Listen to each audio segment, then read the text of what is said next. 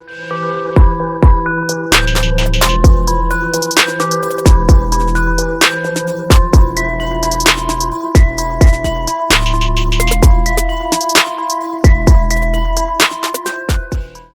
is up, people of YouTube? I'm the Need for Speed Beast. So, the folks over at Criterion released a Volume 6 and a Volume Report. And I'm going to give my feedback and my opinions on the whole article that was released very recently. So, Criterion says,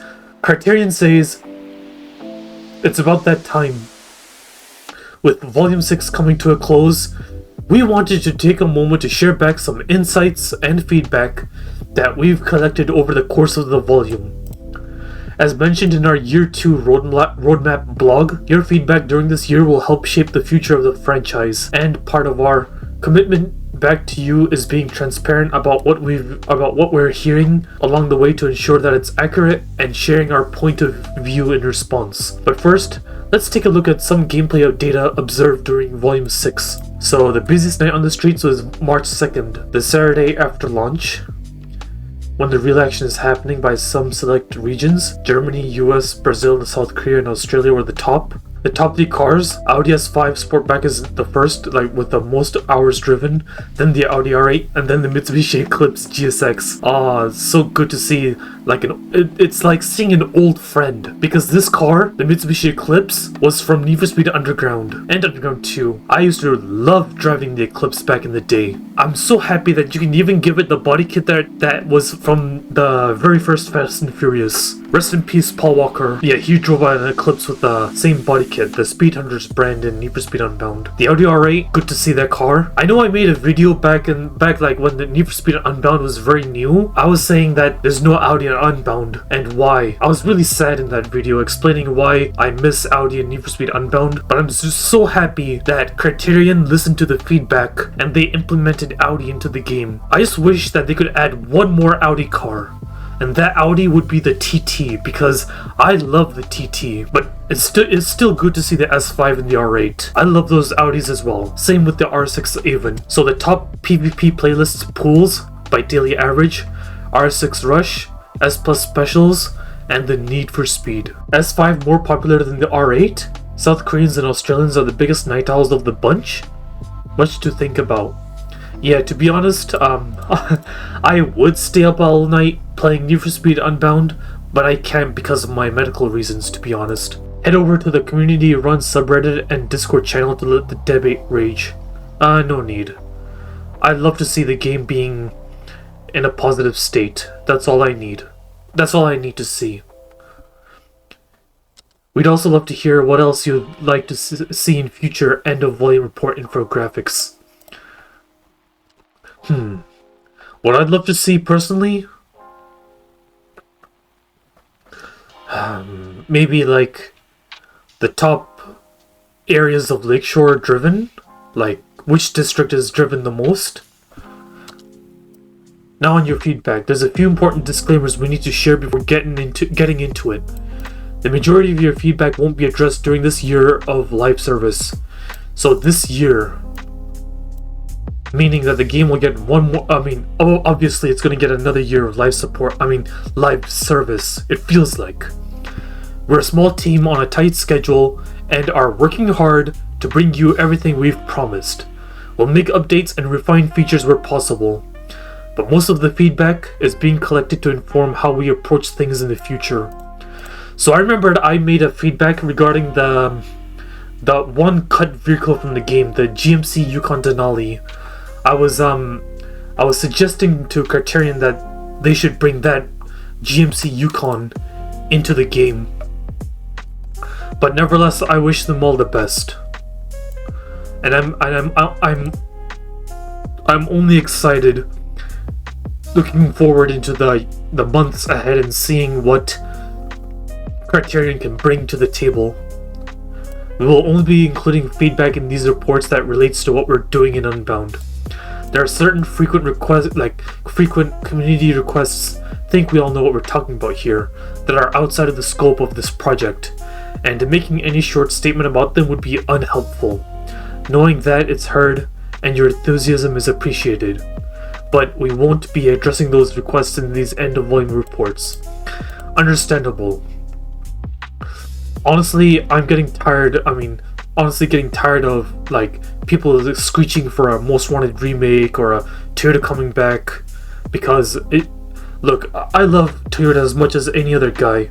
It's just that it's EA's problem. Criterion is just the developer, and the Most Wanted remake, that's probably just a false rumor.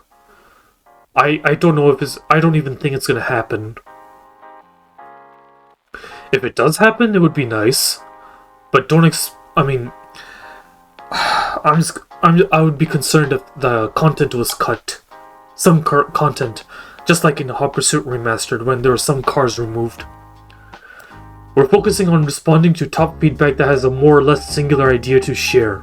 Some of the top comments, particularly on Reddit, are long and address several different things or make many different requests. Trying to address them all in this already long blog post could get out of hand and potentially be confusing. But we've seen them all, hear you, and are trying to address what we can. If you're new to the game and want a recap of the features we're discussing below, please visit the Volume 6 head-to-head reveal blog. Alright, let's go! Alright. Top feedback for dedicated PvP mode. Most likely reply on Twitter. A much smoother experience when wanting to switch PvP playlists or going from PvP to free roam. Both require a full sign out and back in of online services at the moment. It's incredibly slow. Even if you just want to take a break, you have to back out of online play. Big vibe killer. And there's the dev response. We made some changes to this flow already, ensuring that you are now taken back into the garage so you can see your speed pass progression, and if you want to make any vehicle changes before going back into PvP or switching to free drive. We hear you though, and there are more improvements we could make for sure with regards to our flows and menu navigations. We are looking into what could be possible in a future update. I'm excited to hear it, and I'd love to see more improvements as well. I mean, honestly, I'm not a huge PvP type of guy. I'm more of the free roam type. But I'd like to do the PvP from time to time. And seeing improvements it's happy. It makes me happy, to be honest. Most liked comment on Instagram. As a person who came back to Unbound, I can say I want to grind for the rewards and the game is back. Heck yeah, it is. Heck yeah. Really glad to hear this.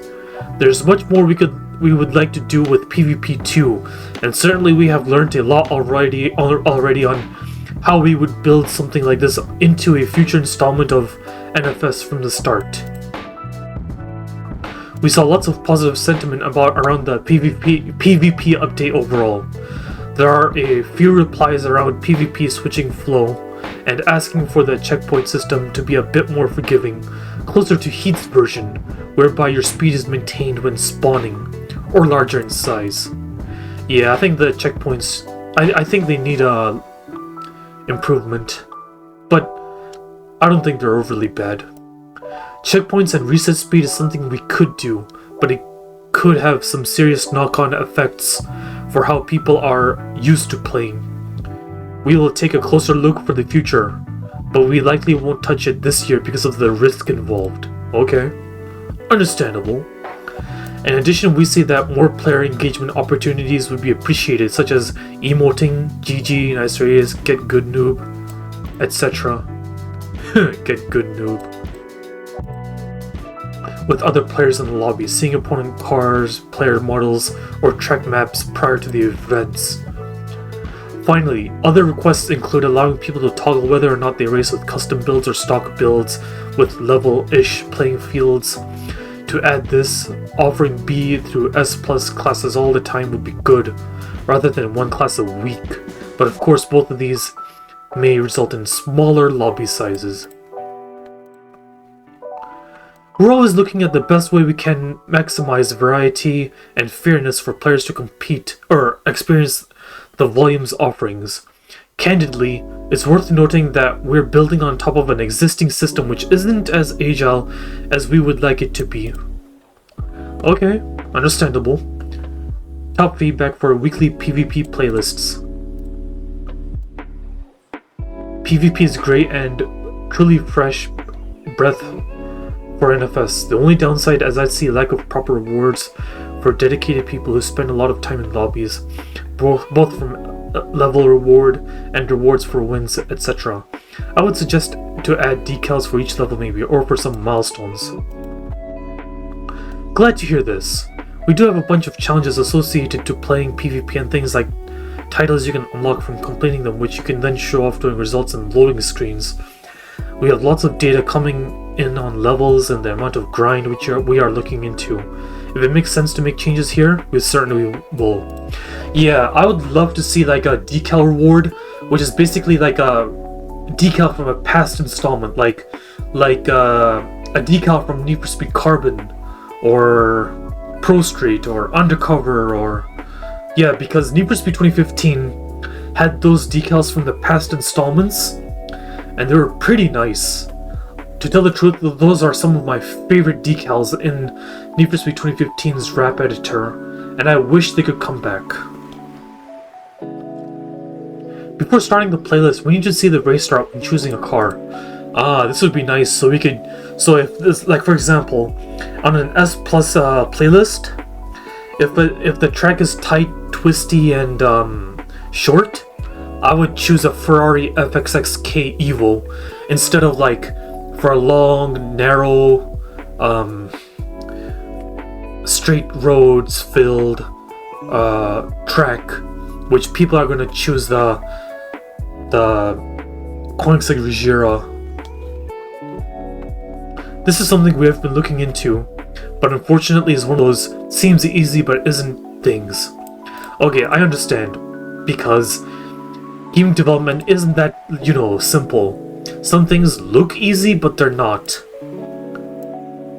That being said, we're still investigating how we could make some changes here. We understand that you want to know the best car from your arsenal that will dominate for the route ahead. I wish nothing but the best. And I would like to see the addition to see the race route when choosing a car. But if Criterion says it's difficult, I understand, because they're a small team, like very small. I put the blame on EA for doing that. I'd definitely like to see some underground themed playlists next volume with a focus on tight inner city racing in lower end cars. I'd also like to see the currently playlist exclusive events like Solar Cycle and Dark Knight be opened up to more playlists, both within dedicated PvP and within the free roam playlists. You will definitely see some underground themed playlists for Volume 7. Hell yeah, I'm going to be excited to see that. With regards to the specific tracks, there are opportunities to play these in free roam, as it operates a similar rotation of events through the weeks. We are investigating ways in which we can update the cadence further, as we did during the volume, striking the balance between variety and repetition. Feedback on the weekly PvP playlist is similar to what we heard from the dedicated PvP mode. Lots of comments about greater variety in PvP. Okay. Yeah, I'm excited for the underground themed playlists, drifting and drag racing. I can't wait to build like a car build a car that is reminiscent to one from Need for Speed Underground, like Samantha's Honda Civic. Alright, now for the Audi feedback. Definitely carry over the Audi handling model to the rest of the car roster. I don't think it's fair for a handful of cars to get the new handling, but not the rest of the roster. Some cars built entirely with grip in mind and no drift entry enabled still understeer. We are really glad to hear that the handling changes have been received so well. We would love to be able to roll this out across all our vehicles, but the truth is that it takes a whole bunch of time to get each car we add to this quality. And we currently only have one handling designer. Whilst he is superhuman, this is too tall of an order even for him. Damn, I'm so sorry to hear that. Underneath it all, everything's actually fine. EA really is cruel. But I give mad props to him. He did a good job on the Audi cars. Honestly, I think a little too good because everyone just drives Audi cars all the time on those playlists, and they're like some of the top driven cars on those playlists. That being said, all the new cars we add to the game through Speed Pass will have the new handling, and we will look to add more where we can and when it makes sense. Okay, I'm excited. Hopefully the GMC Yukon Denali has the handling model, and other cars like the ones that would come in Volume 7. The handling, especially the R8, is very good. Also, the sound improvement is great. Maybe older Audis like the RS2 Avant or the old Rally Audis would be fantastic. Solid work, guys. Keep this up. Yeah, I gotta say, it's top notch. Yeah, top notch. Again, we love to hear it. The handling changes are actually part of future thinking we were already investigating, so glad to see we are going in the right direction. As far as adding older Audis, this won't be happening this year, because our cars are fully customizable in the way they are. They take us a very long time to make, and the new car plan for the rest of the year is already set. I'm nothing but excited, and if that means that the Audi TT won't be in the game, that understandable. Hopefully somewhere in the future ahead, there'll be a Need for Speed game that does have the Audi TT in it.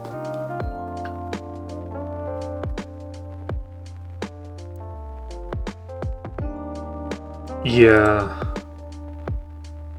they're kind of OP because like the Audi R8 in S Plus could rival like the top end vehicles like the Koenigsegg Regera, the FXXK Evo, and the muscle cars.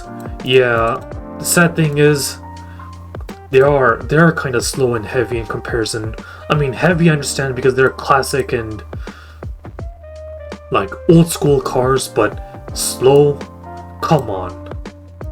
Please Criterion, I hope you can fix that because I would love to have the Dodge Challenger, Hellcat, the Dodge Charger, the Mercury Cougar. I'd love for them to be really competitive. Alright, for the rank. Yeah, personally I think every time you should level up, maybe the cars should be unlocked instead of having to do really monotonous challenges for them. There are enough levels for them all to be unlocked, so please change the way the regular cars are unlocked in Lakeshore Online. Yeah, I'd love to see that, but some challenge requirements would be nice, like to win playlists with a certain car brand to unlock another car. Yeah, that would be nice. But still, I'd like to see a change up. Alright, I'm looking forward to that. The rank system is nice. Yeah, sort of like Street Credit. Yeah. Yeah, to be honest, yeah. That'd be nice. Yeah, the progression system, really nice. The rank system is really nice. I like it. The problem is it just feels like nothing but a status quo, if you know what I mean.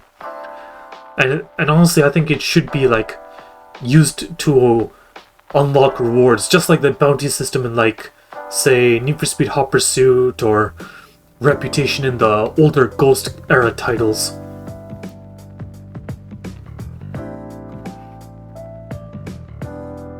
Out of scope for Kaizen. Okay. I wish nothing but the best for the future. NFS Legends. Ah, this comment talking about the soundtracks of the 90s Need for Speed games to Need for Speed Unbound. Yeah. They deserve to be preserved, but Criterion was saying right here that the licensing is just way too expensive at times, and it's not really that easy, and I understand. But why couldn't they add songs like Aquila 303, because that was made specifically for Need for Speed 3 Hot Pursuit, and especially like the other song, like the Need for Speed 2 theme, Need for Speed, like the soundtrack from the oldest, like, first gen Need for Speed games. Like, aren't they available to use for other developers of the Need for Speed franchise?